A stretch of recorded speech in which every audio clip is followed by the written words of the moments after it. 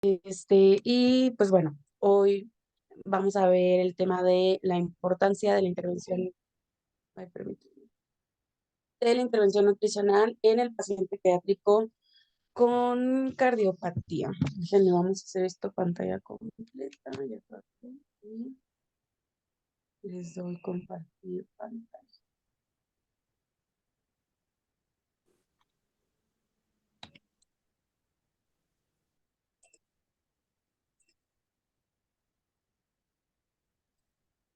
Listo, ya estoy compartiendo.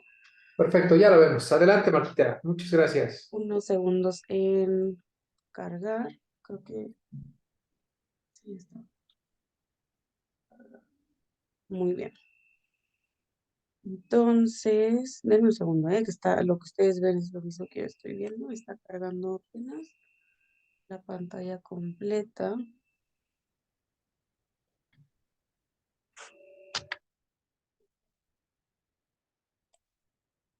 Muy bien, perfecto. Entonces, pues bueno, vamos a empezar eh, aterrizando el problema. ¿Sí? El retraso del crecimiento, la desnutrición, falla de medro, son comunes en los pacientes que tienen cardiopatías congénitas, afectan a una gran mayoría de ellos, entre el 15 y 64%, dependiendo la población, el tipo de cardiopatía, entre otros. ¿Mm? Eh, Hay una correlación entre la cardiopatía congénita y la malnutrición. Es muy habitual que los bebés con cardiopatía congénita nazcan con peso y talla adecuados para la edad gestacional y los problemas nutricionales irán surgiendo poco a poco después del nacimiento, ¿sí? A partir del nacimiento, generalmente es ya cuando empieza a ocurrir pues, círculo, ¿no? Que la cardiopatía congénita generalmente va a provocar un deterioro del estado nutricional y el mismo deterioro del estado nutricional también, por supuesto, puede empeorar las condiciones del paciente. Ujú. Entonces, pues es algo que siempre tenemos que tener en cuenta, la parte nutricional en el paciente con cardiopatía, independientemente del tipo de cardiopatía, como lo vamos a ver el día de hoy. Ujú. Y pues bueno, el grado y tipo de desnutrición pueden estar relacionados con las características de la cardiopatía, dependiendo si hay o no cianosis, si hay insuficiencia cardíaca congestiva, si hay hipertensión pulmonar. De esto va a depender el grado y el tipo de malnutrición. ¿No? Sé que lo que hemos aprendido o lo que aprendíamos hace años habitualmente era que nos decían, este tipo de cardiopatías sí afectan el estado nutricional y estas no. Así de sencillo, sin como más detalle. La realidad es que todas las cardiopatías tienen cierto impacto en el estado nutricional de los pacientes. No en todas el impacto del estado nutricional va a ser igual, ¿ah? Pero en todas hay cierto impacto. Por ejemplo, en las cardiopatías cianóticas vemos que hay peso y talla afectados y que hay fatiga a la alimentación, que esto, por supuesto, se va a sumar al círculo vicioso, ¿no? En el que tenemos paciente con un gasto energético elevado por la propia cardiopatía, a la vez por la cardiopatía tiene fatiga a la alimentación, esto hace que coma todavía menos de lo que pudiera comer, haciendo que su aporte energético se vea mucho más comprometido.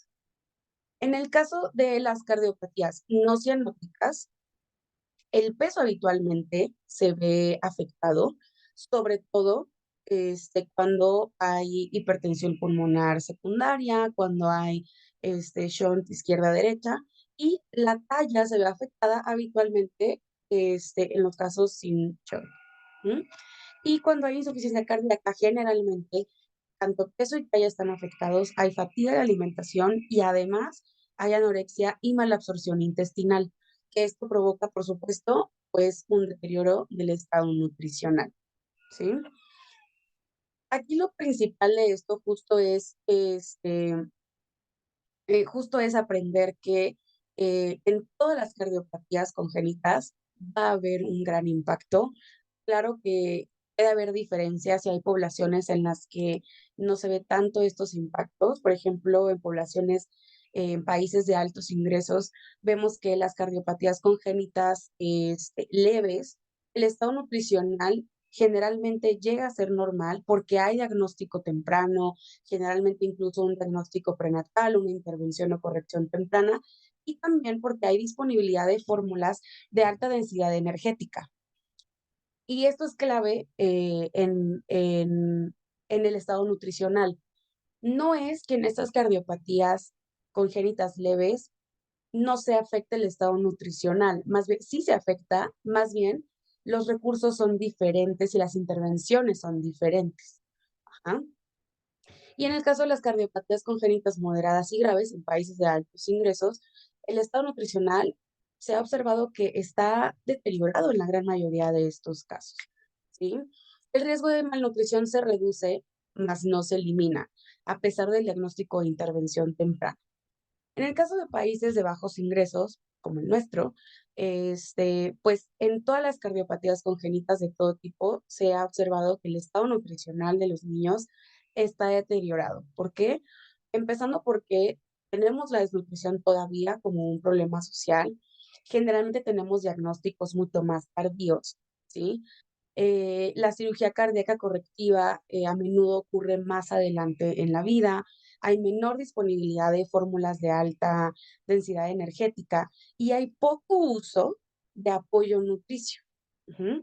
Entonces, esto es algo que ocasiona que prácticamente el 100% de nuestros, o casi el 100% de nuestros niños con cardiopatía congénita vayan a tener un estado nutricional deteriorado. No porque hay, solo porque seamos un país de bajo ingreso, específicamente, sino porque en general cualquier cardiopatía congénita va a ocasionar un incremento en las necesidades nutrimentales de los pacientes y obviamente depende de la intervención si se malnutren o no. ¿Ah? Que aquí pues desafortunadamente no tenemos tan normalizado el uso de apoyo nutricio, que ahorita vamos a ver algunos ejemplos de a qué me refiero con este apoyo nutricio. ¿Por qué se desnutren los niños con cardiopatía congénita? Generalmente porque hay ingesta inadecuada, ¿sí? Porque en muchas cardiopatías hay fatiga a la alimentación y esto provoca que haya una ingesta inadecuada de nutrimentos, de energía, de todo. Porque también en ciertas cardiopatías llega a haber mala absorción, ¿sí? Por la cuestión, este, pues de la perfusión intestinal y también porque hay un incremento en las necesidades energéticas y nutrimentales. Dependiendo la cardiopatía, va a ser un incremento menor o mayor. Ujú. Pero en general siempre hay cierto incremento. Y si a esto le sumamos, dependiendo del caso, una ingesta inadecuada por la fatiga, la alimentación, la mala absorción, en contextos como nuestro país, también aquí en ingesta inadecuada, no nada más se suma la fatiga, la alimentación como causa, sino también prácticas inadecuadas de alimentación complementaria, pues la poca cantidad de lactancia materna que tenemos en nuestro país. Y esto va sumando a que la gran mayoría de los niños con cardiopatía congénita tengan malnutrición. Además de esto, también hay otros factores que se pueden sumar a las causas de la malnutrición. Por ejemplo, si hay otros defectos congénitos, si hay un nacimiento prematuro, que esto por supuesto hace que em, la ingesta, haya más facilidad de que la ingesta sea inadecuada, porque pues son pequeñitos que entre más prematuro, pues su succión va a ser más débil o incluso ni siquiera va a estar establecida. ¿Sí? Cuando hay también anomalías genéticas o cuando hay alteraciones de la deglución, que también es algo que se relaciona con casos de nacimiento prematuro y pues algunas otras enfermedades o patologías. Ujú. Todo esto poco a poco va sumando para llegar a la malnutrición en el paciente con cardiopatía. ¿Sí? Y aquí, pues, ¿cómo, cómo, cómo funcionan estos números o cuál es la realidad de estos números en cuanto a estas causas como principales de la malnutrición en el paciente con cardiopatía congénita? ¿Mm? Generalmente la mayoría, o sea, que cursan con una ingesta inadecuada lo que se ha observado es que aproximadamente los niños con cardiopatía congénita ingieren en promedio un 76% de lo que ingieren sus pares sin cardiopatía congénita. ¿Sí? A mí, yo digo que estaría mejor que cantáramos nosotros el audio. ¿Perdón? ¿Cómo? ¿Alguien tiene alguna pregunta? No, perdón, estaba un micrófono abierto. Todo bien. Perdón. Ok, entonces se ha demostrado que ingieren aproximadamente el 76% de lo que ingieren sus pares sin cardiopatía congénita, ¿sí? ¿Por qué? Porque puede haber fatiga durante la alimentación, puede haber anorexia también, entonces esto hace que baje la cantidad que ingieren. En cuanto al el incremento del requerimiento, ¿sí? Generalmente llega a ser hasta 40% más por la cardiopatía congénita en promedio, ¿sí? Puede elevarse aún más si ya hay desnutrición, este incremento del requerimiento del 50-100%. Pueden llegar a haber requerimientos de hasta 180 calorías por kilo, que pues es prácticamente el doble de lo que requiere un recién nacido sin cardiopatía congénita. Entonces, aquí es algo que por supuesto le va sumando, ¿no? O sea, ingieren aproximadamente 25% menos que sus pares sin cardiopatía congénita. Y además requieren en promedio 40% más. Entonces, este 25% menos de cantidad, en realidad, cuando lo reflejamos en la adecuación de lo que ingiere versus lo que requiere, esta brecha se hace más grande, ese 25%, porque no solo ingiere menos, además requiere mucha más energía. Y esto, por supuesto, es de las bases, ¿no? De la malnutrición, de las causas de la malnutrición en el niño con cardiopatía. Y finalmente se le puede sumar ahí la cereza del pastel, afortunadamente no en todos los casos, la malabsorción por las alteraciones del flujo sanguíneo gastrointestinal. ¿Mm? Muy bien. Entonces, pues bueno, esto es algo que claro que va a afectar al niño con cardiopatía congénita, sobre todo porque son niños que habitualmente van a requerir cierta intervención, ¿sí? Y además de esto, que van a requerir esta intervención, probablemente van a tener pues un tiempo, cierto tiempo de estancia hospitalaria, ¿sí? Complicaciones asociadas. Y cuando hay malnutrición, las cosas se hace una bola de nieve, las cosas se afectan muchísimo más, porque los niños malnutridos sufren todo un proceso de adaptación productiva, se le llama, en el que no responden al tratamiento médico, igual que los niños bien alimentados o niños que su estado nutricional está eutrófico, ¿sí? Entonces tienen más probabilidades de morir con o sin complicaciones. O sea, independientemente si tienen o no cardiopatía, un niño malnutrido hospitalizado es un niño que va a responder menos al tratamiento médico. Entonces ahora imagínense que ya tienen esta complicación de la cardiopatía congénita. Entonces, la vigilancia nutricional es algo que hay que priorizar en todos los pacientes con cardiopatía prácticamente desde el día 1, porque son un paciente de muy alto riesgo de desnutrirse. Ujú. Y pues, de caer en este círculo vicioso de la malnutrición, en la que tenemos una ingesta dietética inadecuada, porque comen habitualmente menos, por la anorexia, la fatiga de la alimentación. Hay alteraciones en el peso, retraso del crecimiento. Esto también, por supuesto, reduce su inmunidad. Están expuestos a infecciones más severas y frecuentes y esto a su vez va a provocar todavía más pérdida de apetito, mala absorción de nutrientes, metabolismo alterado, aumento de las necesidades de energía y nutrimentos y hacer cada vez más grande esta bola de nieve, que es el círculo vicioso de la malnutrición, que en el paciente con cardiopatía se hace más grande más rápido. Entonces, ¿qué podemos hacer? ¿Se puede realmente mejorar la situación de estos pacientes? La realidad es que hay varios estudios en los que está demostrado que efectivamente sí, o sea, sí podemos mejorar este outcome en estas situaciones, ¿sí?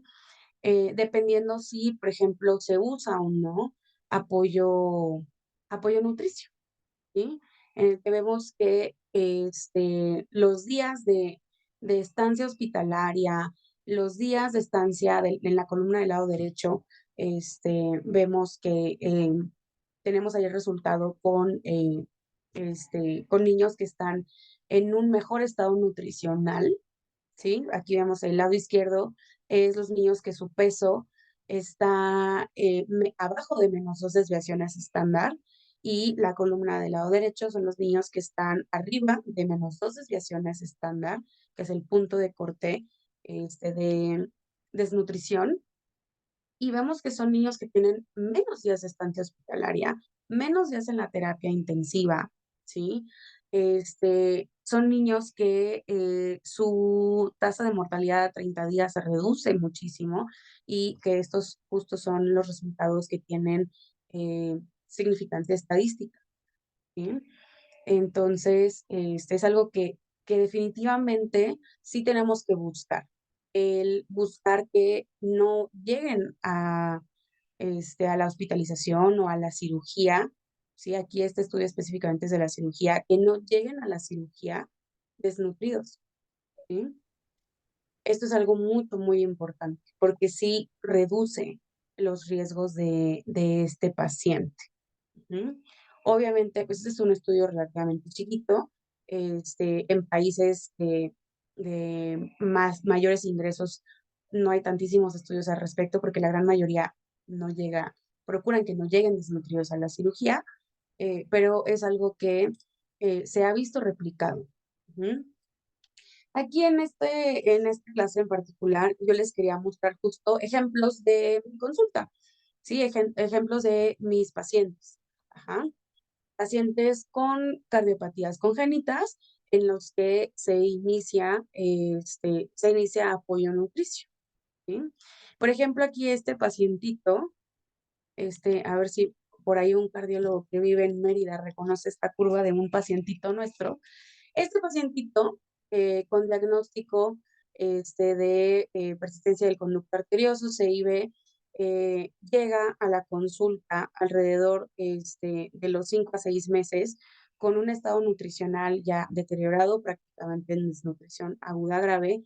Iniciamos apoyo nutricio, que apoyo nutricio, ahorita les voy a explicar, pero me refiero a intervenciones ya específicas, especializadas en cuanto a la densidad energética de los alimentos, uso de productos especiales de apoyo nutricio para poder incrementar este aporte energético que estaba recibiendo el paciente en poco volumen, ¿sí? Para provocar también poca fatiga a la alimentación. Y entonces vemos que su estado nutricional poco a poco se fue recuperando, ¿sí? Finalmente llegamos por acá a la cirugía, y entre la cirugía y el apoyo nutricio, este estado nutricional llegó prácticamente, eso es peso para la edad, al percentil 50, ¿sí? Aquí justo, mira, que empieza el apoyo nutricio, y acá fue la cirugía, y entonces ese apoyo nutricio ayudó y contribuyó también, sumado a la cirugía, a que mejorara el estado nutricional de este paciente, ¿sí?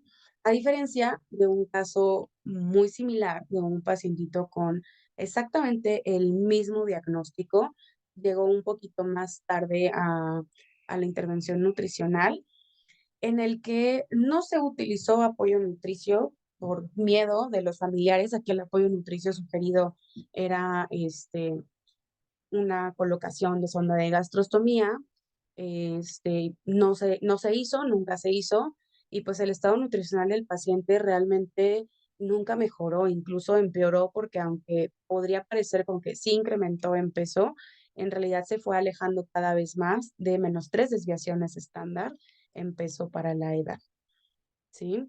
Y es algo que estoy segura que todas las nutriólogas pediatras que hemos visto este tipo de casos, estoy segura que tienen muchos ejemplos de este tipo, y que en los mismos hospitales hay muchos ejemplos así, en los que vemos esa gran diferencia de los niños en los que sí se hace una intervención previo a la cirugía, este, y en los niños en los que no se hace una intervención adecuada, y cómo ese estado nutricional, aunque la intervención, aunque tenga seguimiento por mucho tiempo, si no tenemos un adecuado apoyo nutricio, pues no va a avanzar realmente tanto el paciente.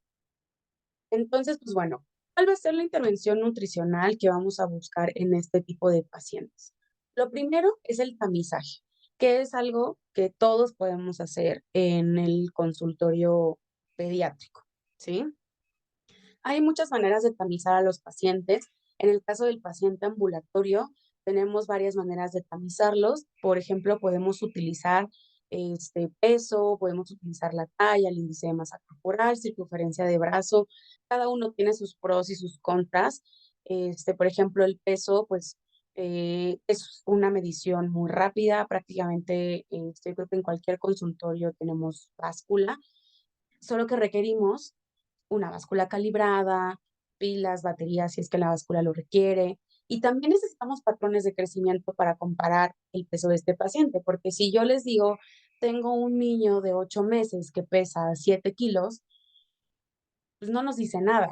A diferencia, si decimos, tengo un niño de 8 meses que su peso para la edad o para la talla está en, voy a inventar, ¿no? Percentil 40 o en percentil 5, ¿sí? Entonces necesitamos los patrones de crecimiento para poder hacer la interpretación.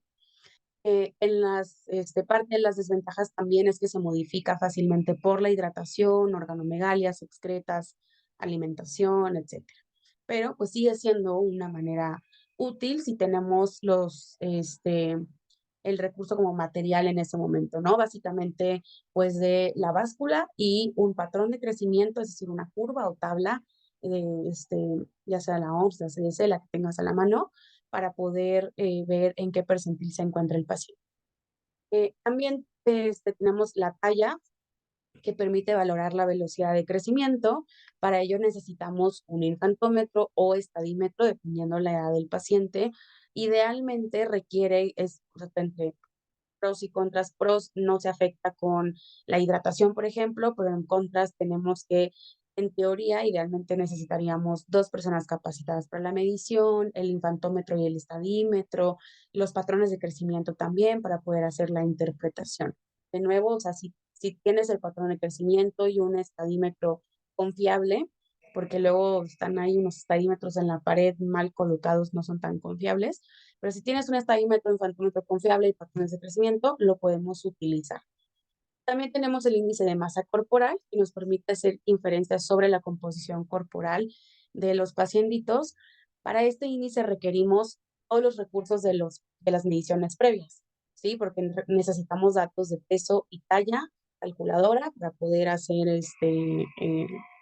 la ecuación, y los patrones de crecimiento, porque de nuevo, yo les puedo decir, tengo un paciente de 8 meses o de 5 años y su índice de masa corporal es de 14.5, tampoco nos dice nada. Necesitamos compararlo contra los patrones de crecimiento. Y finalmente tenemos la circunferencia media de brazo, que permite hacer también inferencias sobre la composición corporal y valorar el estado nutricional en un solo paso. Requerimos una cinta, igual creo que en cualquier consultorio hay cinta, y requiere también interpretación y uso de patrones de crecimiento según la cinta que usemos. De todos estos, el estándar de oro para el tamizaje hoy en día se considera que es la circunferencia media de brazo, o MUAC por sus siglas en inglés. ¿Por qué? Porque es una medición de un paso. Incluso ya existen cintas MUAC, como esta que ven aquí en la imagen. Esta es una cinta que ni siquiera requiere que saques una gráfica, porque la propia cinta ya trae por código de colores y por edad en dónde se encuentra el paciente, si se encuentra en desnutrición, en riesgo alto de desnutrición o riesgo bajo de desnutrición o normal. Y es algo que es muy sencillo de utilizar. Esta cinta incluso está aprobada y validada en mamás, y se ha demostrado que incluso las mamás pueden hacer esta medición y de todas maneras hacer una medición adecuada, aunque no tengan gran capacitación al respecto. Entonces, es algo que creo que muy fácil podemos hacer en el consultorio, que no requiere ni de báscula calibrada, baterías, un infantómetro confiable, patrones de crecimiento, solo requerimos la cinta, ¿sí?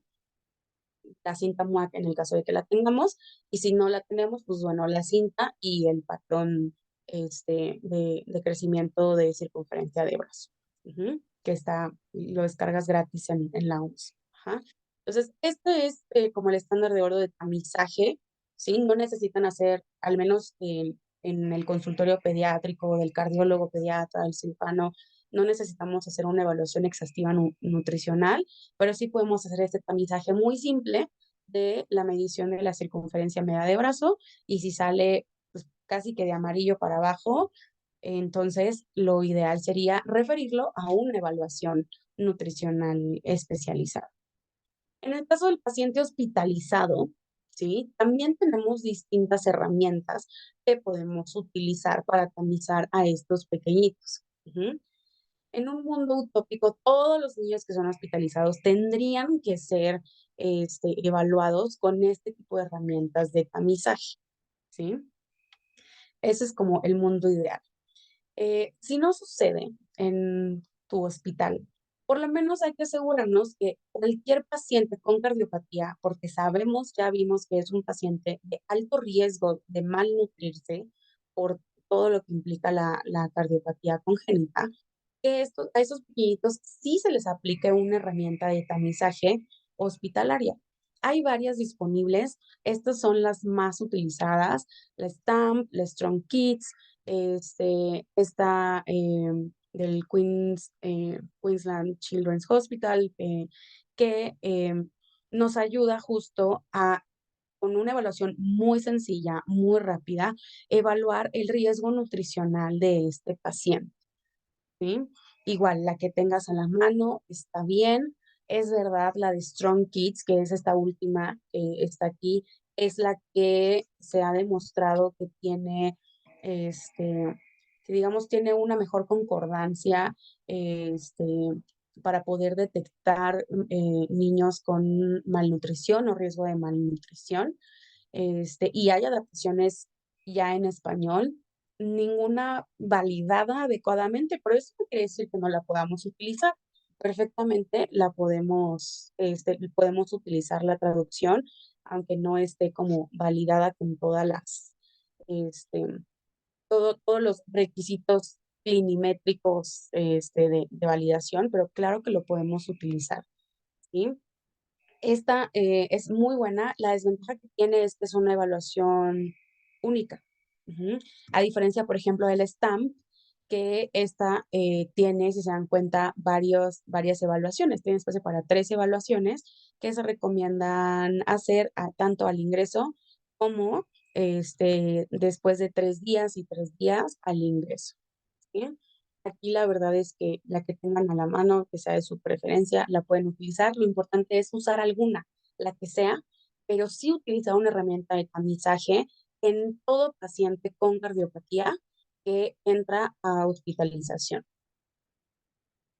Ya que tenemos el tamizaje, con el tamizaje vamos a saber cuáles son los pacientes que tienen mayores riesgo nutricional o que quizás ya están desnutridos, ¿sí? Entonces, una vez que tenemos identificados a los pacientes o malnutridos o en riesgo de malnutrición, entonces ahora sí es que vamos a referir a estos pacientes, ¿sí?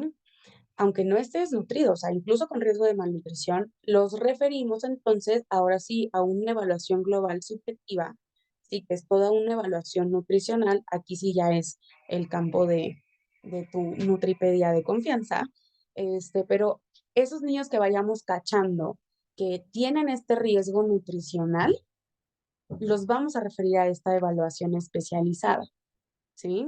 En la que vayamos a hacer una evaluación completa, en la que quizás ya no nada más vamos a medir el brazo, sino que ya la nutrióloga va a medir la circunferencia cefálica, algún pliegue cutáneo, porcentaje de grasa, si es que ya es mayor de 5 años, por ejemplo, ¿sí? Vamos a analizar la ingesta energética de este paciente, ¿sí? Y si hay otros factores que pueden influir para evaluar finalmente el ABCD nutricional, que es antropometría, bioquímica, clínica y dietética. ¿Sí? Para con esto hacer el diagnóstico nutricional y la intervención adecuada, ¿sí? Y encontramos que si hay malnutrición, pues bueno, al hacer esta evaluación global subjetiva, esta evaluación completa, vamos a poder detectar qué grado de malnutrición tenemos, valorar la ingesta de este paciente, identificar los factores de riesgo para entonces poder hacer intervenciones adecuadas. Aquí en intervenciones, por supuesto, en lactantes, lo primero que tenemos o lo que siempre debemos hacer es promover la lactancia materna, sugerir una alimentación complementaria con alimentos de alta densidad energética, si es posible por vía oral, ¿sí? Está descrito, obviamente esto indicado por un especialista en nutrición clínica pediátrica, porque si yo les digo de alimentación complementaria con alimentos de alta densidad energética, y eso le digo a la mamá o al papá, pues no, puede ser que no sepan a qué me refiero. Entonces, por eso es importante sí la referencia para asegurarnos de que tenga este tipo de alimentos. Como les decía, si es posible por vía oral. Está descrito que en niños de bajo riesgo nutricional, sobre todo en lactantes, idealmente tenemos que asegurar que consuman aproximadamente de 90 a 100 calorías por kilo. Si tienen moderado riesgo nutricional, que consuman de 100 a 120 calorías por kilo. Si tienen alto riesgo nutricional, de 120 a 150. Y si es un paciente que tiene desnutrición aguda grave, además de la cardiopatía, este aporte puede llegar hasta 180 calorías por kilo de ser necesario o hasta el aporte que ayuda a que gane el peso y estatura que requiere. Y es importante considerar el apoyo nutricio si no logra los objetivos ni energéticos ni antropométricos, porque uno puede hacer la dieta así, la dieta perfecta, mejor calculada, con las calorías, proteínas calculadas así al mínimo detalle, pero ¿y si no se lo come? ¿Qué vamos a hacer? Yo le puedo calcular una lechita concentrada, un lactante, ¿no? Una lechita concentrada o leche materna fortificada, para llegar al aporte energético, pero ¿y si no se lo come, si no se lo termina, cómo vamos a llegar? Entonces, si no logramos este objetivo de aporte energético y no está incrementando adecuadamente de peso y talla, tenemos que considerar incrementar la densidad energética de los alimentos, el uso de sondas de alimentación sin miedo, para eso son. Este, en estos casos, si se tiene que usar, pues se usa. El uso de fórmulas semi-elementales y elementales, sobre todo en niños que tengan riesgo de malabsorción, ya sea o por la cardiopatía o por la desnutrición, porque recordemos que parte de los signos universales de la desnutrición, los 3 signos universales es disfunción, dilución, atrofia, y entre esta atrofia está la atrofia de las microvellosidades y puede provocar mala absorción. Aunque la propia cardiopatía no se lo provoque, la desnutrición sí puede provocar esta mala absorción. ¿Sí? Entonces, esos pequeñitos que estén en riesgo, es decir, si está desnutrido o tiene una cardiopatía que afecta el flujo sanguíneo gastrointestinal, considera este tipo de fórmulas semi-elementales o elementales para mejorar el aporte energético a través de esa absorción, ¿sí? Y es importantísimo que en pacientes programados para corrección quirúrgica que tengan un soporte nutricional por lo menos 10 días antes de la misma. ¿Ah? ¿A qué nos referimos con soporte nutricional? No nada más que conozca la Nutri por primera vez en su vida 10 días antes de la cirugía. No, idealmente es intensificar las medidas nutricionales 10 días antes de la cirugía, ¿sí? Para procurar que ese paciente llegue a su intervención quirúrgica con un mejor estado nutricional, mejores reservas corporales de masa muscular, masa grasa, porque es algo que está demostrado que va a mejorar el outcome de este paciente. Después ¿Qué sigue?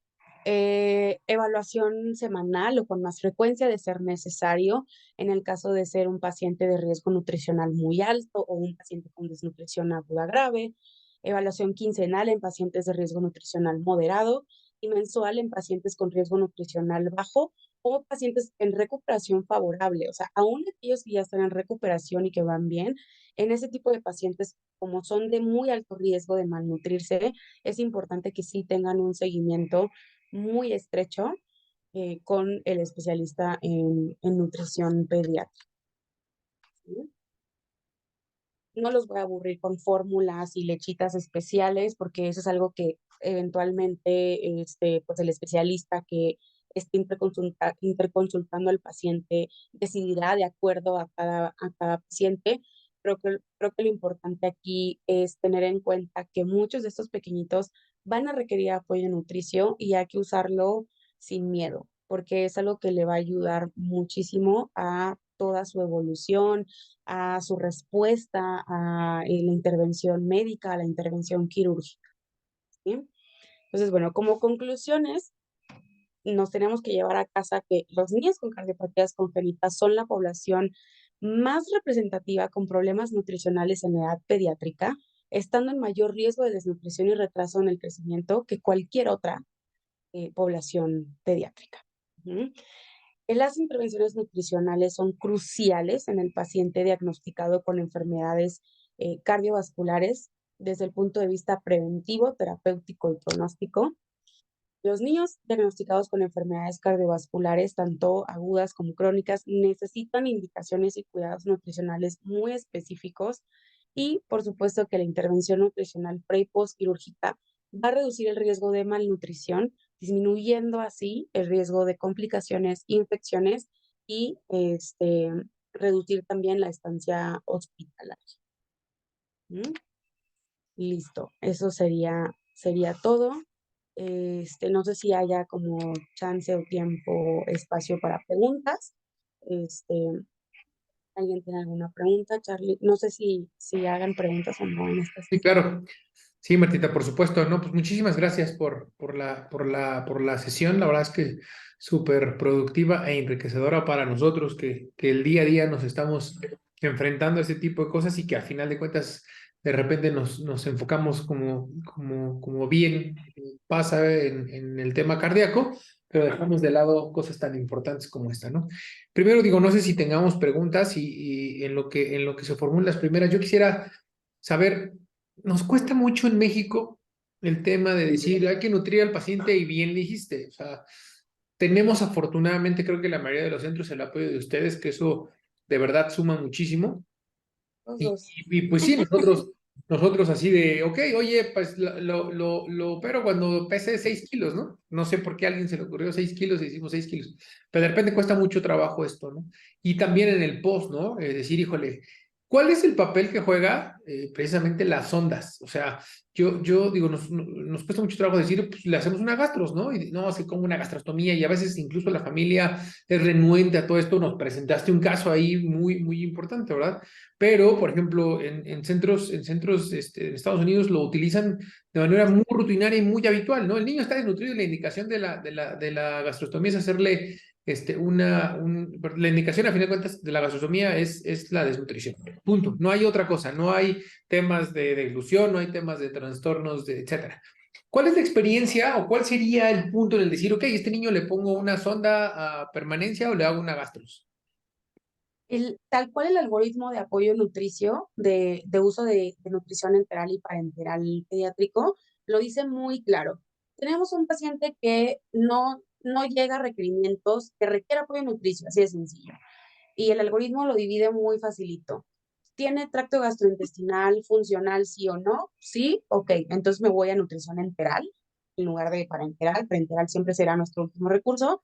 Ok, entonces, ¿tiene tracto gastrointestinal funcional? Ok, ahí nos vamos. ¿Cuánto tiempo va a usar esa sonda? ¿Cuánto tiempo está estimado que va a usar ese apoyo nutricional?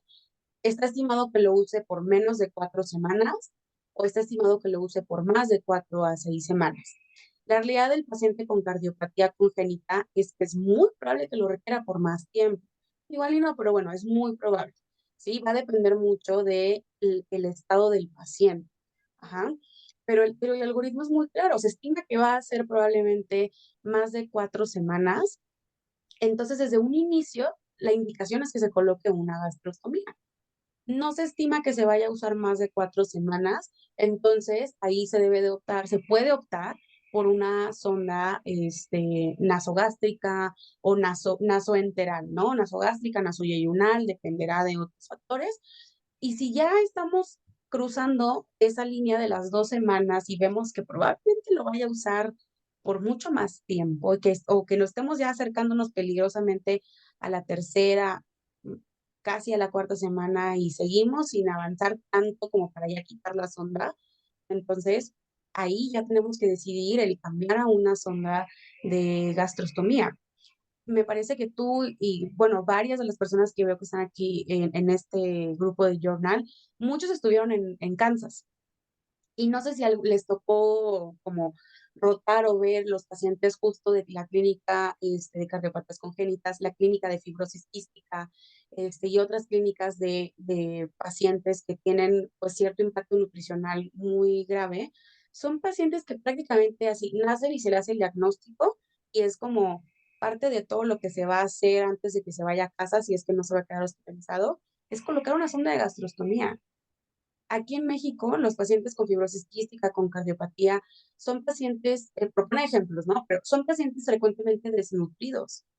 Y allá tú ves los niños y sus gráficas están como cualquier otro niño, ¿sí? Que no tiene esas mismas enfermedades, porque prácticamente es desde que se hace el diagnóstico, es como, ok, lo que vimos de los tipos de cardiopatías, ¿no? Este tipo de cardiopatía es una cardiopatía que ocasiona un gasto energético muy incrementado, ocasiona fatiga a la alimentación y ocasiona aparte malabsorción, pues para que pare de sufrir, ¿no? Para qué le jugamos ahí vemos cómo, ¿no? Desde un inicio se puede colocar, se puede proponer la colocación de la sonda de gastrostomía para poder mantener el estado nutricional del paciente.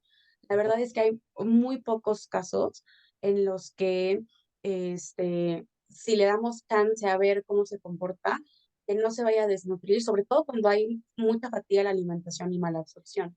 Claro. Entonces, creo que sí somos en general pues como país, ¿no? Como comunidad, pues atención pediátrica en el país, que le tenemos mucho miedo al apoyo nutricio y mucho miedo al uso de este tipo de sondas, tanto nasogástricas, nasoyeyunales o sondas de gastrostomía, porque pensamos que casi ya es, si tiene sonda ya es porque está muy mal, y no, al contrario, le estoy indicando la sonda porque quiero evitar que llegue a estar muy mal. Y luego sucede esto, por ejemplo, como la gráfica que les mostré del segundo paciente, que nomás no ha llegado nunca a 5 kilos, nunca. Y justo le dicen en su hospital, es que tiene que pesar más de 5 o 6 kilos para operarlo. Y el pobre niño ya, o sea, la edad que tiene y no llega a los 5 kilos. Y es que me da miedo la gastrostomía, es que me dijo mi vecina o me dijo tal doctor, o lo llevé a su hospital, su institución, y ahí me dijeron que le dé yo atoles y lo engorde. Y hay como mucho miedo a ese uso del apoyo nutricio, también porque luego surge la duda de, bueno, y ajá, le pongo la sonda y qué le doy por la sonda. Bueno, pues igual pare de sufrir, pues no lo decidas tú, pues refiérelo al especialista en nutrición pediátrica para poder decidir el apoyo nutricio que se le va a dar a cada paciente. Pero sí, la realidad es que hay protocolos en otros países en los que prácticamente desde que nacen y está ya el diagnóstico, si no va a tener una corrección quirúrgica inmediata y es una cardiopatía que impacta mucho su estado nutricional, se coloca la sonda de gastrostomía desde un inicio. De acuerdo. Y la otra, rapidísima, para no dar preguntas al foro. ¿Cuándo, por ejemplo, pasa también, ¿no? Ok, sube de la terapia y tiene una sonda nasogástrica, ¿no? Porque precisamente está desnutrido. Pero entonces decimos, bueno, a final de cuentas, el hecho de que él esté succionando, pues va a generar esta pérdida bueno, el gasto de calorías. Y decimos, bueno, a ver, vamos a empezar a darle por succión. Entonces, bueno, sí come. O sea, el problema de la sonda no es porque no succiona, porque no coma, ¿verdad? Sino es para la ganancia ponderal. Ese punto en el de decir, ok, ya voy a hacer, ya le voy a dar por succión y le quito la sonda, ¿cómo lo podríamos definir? Dependiendo mucho del estado nutricional del paciente. Y justo lo dijiste así, perfecto. El hecho aunque succione, de ponerle una sonda o de darle apoyo de nutrición, no es porque no quiero que succione, ¿no? O sea, claro, igual es fisiológico, ¿no? Ponerlos a comer, pero probablemente al fatigarse y no alcanzar a comer lo suficiente, le pongo la sonda para ayudarle, ¿no? Con eso cubre su requerimiento energético y que su succión sea fisiológica, sea para su desarrollo orofaringio, para que logre alimentarse hasta la medida que el bebé pueda, ¿sí? Pero si es un bebé que mucho de su aporte energético está cubierto a través del apoyo nutricio con una sonda, probablemente es un bebé que no, o sea, no se va a desesperar por comer más ni se va a fatigar, o sea, va a ser como, sí, succiono hasta donde puedo y ya, ¿no? Sin mayor esfuerzo porque tiene la sonda. Ahora, ¿cómo decido cuándo ya le voy a quitar la sonda? Ok, obviamente entre más succione el bebé y sobre todo ya en el posquirúrgico, ¿no? En teoría, pues bueno, esta fatiga de la alimentación y todo eso tiene que ir reduciendo y vemos que ese pequeñito cada vez está comiendo más por vía oral, por succión, cada vez se fatiga menos, cada vez hace tomas más largas, pide con más frecuencia. Entonces podemos ir escalando y bajando poco a poco ese aporte por la sonda. Y si seguimos bajando el aporte y el paciente mantiene su estado nutricional y entre más bajo el aporte por la sonda, más sube su ingesta por succión o por vía oral, sin comprometer todo lo demás, porque ya no hay fatiga a la alimentación, por ejemplo, ahí es donde puedo decidir, ok, ya le vuelo la sonda, porque ya por vía oral está alcanzando a comer suficiente. El problema es que muchas veces en el prequirúrgico no alcanzan a comer suficiente por la cardiopatía, porque su requerimiento energético es muy alto y porque se cansa al comer. Ok, perfecto. Muy bien. No sé si alguien más tenga dudas, preguntas para Marta.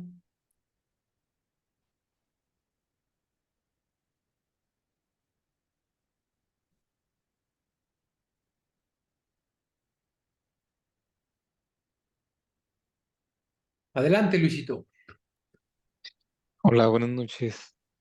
Bueno, yo quisiera preguntarle a la doctora cómo, cómo platica con los papás para quitarles la idea de que la nutrición va a ser algo caro, de que hablar de nutrición con su bebé implica que tengan que adentrarse en una dieta costosa y explicarles para que se queden tranquilos de que con la canasta básica, con lo que ellos están acostumbrados a usar, van a poder lograr que sus hijos crezcan adecuadamente. Pues depende mucho del caso, porque habrá niños que quizás necesiten, si necesitan un apoyo nutricio especializado, pues, las fórmulas enterales, claro, son caras, pero si en algo somos usamos muchos recursos los mexicanos, es que no tenemos para comprar un Frevini de alta densidad energética, sin lactosa, proteína parcialmente hidrolizada, con nutrientes de cadena media. Por supuesto que podemos calcular una dieta licuada, por ejemplo, para poder darle ese aporte energético que necesita. No tiene que ser algo carísimo. Digo, si tienen el recurso para poder utilizar una fórmula estandarizada, en el caso de que se necesita apoyo nutricio en una dieta enteral, ¿no? Si tienen el recurso para una dieta estandarizada, polimérica o semielemental, elemental, ya hecha, siempre debe ser nuestro camino a seguir porque es lo que en teoría, o sea, las guías clínicas nos dicen, ¿no? Es lo menos riesgoso hacerlo. O sea, de hecho, pues en Estados Unidos tú vas y dices dieta licuada y van a decir, ¿qué? ¿Qué es eso? O sea, ya ni se acuerdan que eso existía. Pero claro que lo podemos utilizar porque cuesta 6 veces menos darle una dieta licuada que le dé la misma cantidad de calorías que darle una fórmula. Y eso es lo que sí se puede lograr con los productos de canasta básica. O sea, claro que se puede. Ahí en el infantil, o sea, los residentes del infantil no me dejarán mentir, se utiliza súper bien las dietas licuadas, y más si se usa por sonda, o sea, le podemos poner ahí lo que requiera ese paciente y no necesitamos, productos tan caros. Se puede hacer con pollo, cereal infantil de trigo, de avena, aceite, este, fórmula, o sea, fórmula de inicio, o sea, es algo que sí se puede hacer con productos de la canasta básica en el caso en el que tengamos un contexto en el que no se pueda adquirir una fórmula especializada, porque te digo, el costo es 6 veces menor. O sea, sí es una diferencia muy grande. ¿Sí? Y no porque la guía clínica diga, ay, solo dietas poliméricas estandarizadas, quiere decir que dejemos de necesitar usar la dieta licuada en países como el nuestro.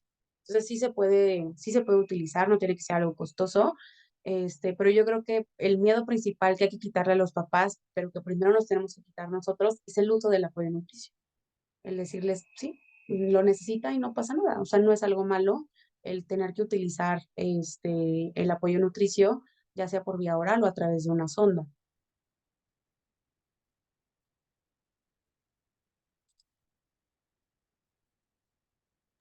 Gracias.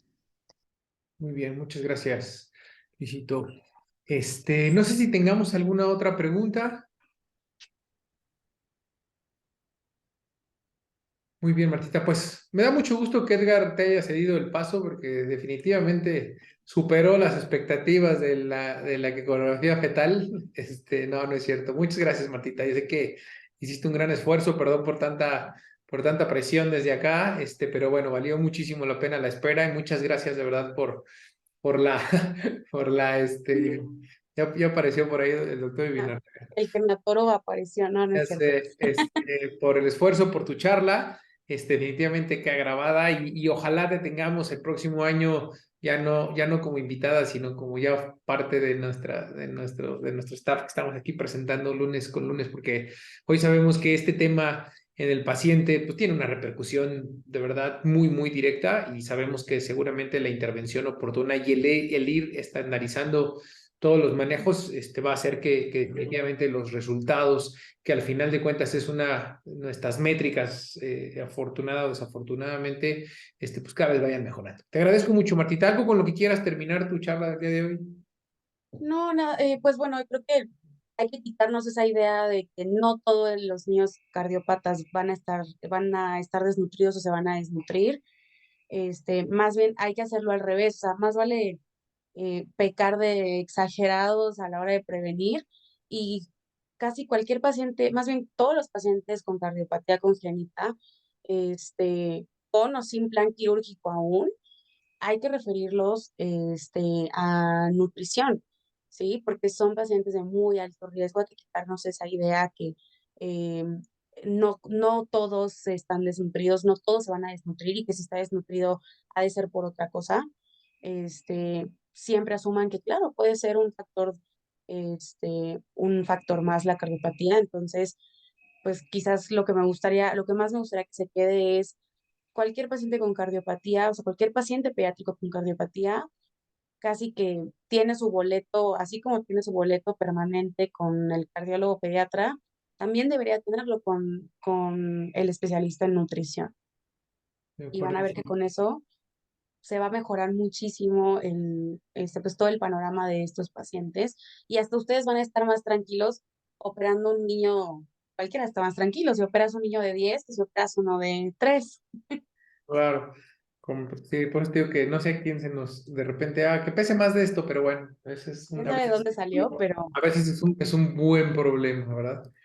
Muy bien, claro. Marcita. Bueno, pues muchas gracias a todos los que estuvieron presentes. Decirles que la próxima semana es nuestra última sesión del año y la va a presentar el doctor Alberto Soberanis. El doctor Alberto Soberanis es un intensivista cardiovascular y bueno, decidimos repetirlo porque fue la sesión que más asistentes tuvo. Entonces, pues es un buen amigo y la verdad es que está haciendo muy bien las cosas por allá. Nos vemos la próxima semana. Les agradezco mucho a todos y que tengan muy buena noche.